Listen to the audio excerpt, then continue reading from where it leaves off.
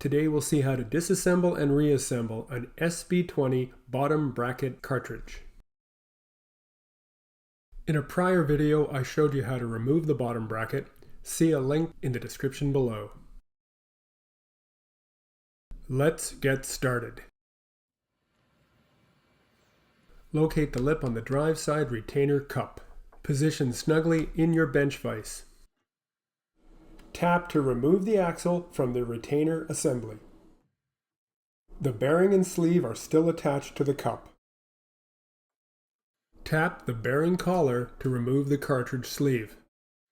Here I use a 3/4 inch socket extension to remove the drive side bearing. See the companion blog post for replacement bearing specifications. Flip the axle over to support the non-drive side bearing in the vise. Use your hammer to separate the bearing from the axle. Both bearings are the same. The bottom bracket is now fully disassembled. Now let's see how to put everything back together. Locate the drive side notch on the axle. Slide the bearing onto the axle. Position the axle in the vise.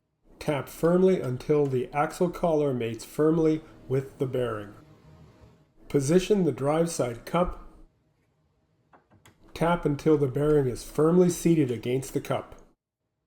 Slide the cartridge sleeve into the retainer cup.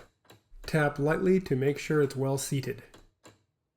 Slide the non-drive side bearing onto the axle. Flip the cartridge over. Firmly set the non-drive side bearing. Flip the cartridge over one more time. Tap to make sure the cartridge sleeve is firmly attached. The bottom bracket cartridge is now fully reassembled. See pedalsmart.blog for more tips and tricks like this one. Thanks for watching.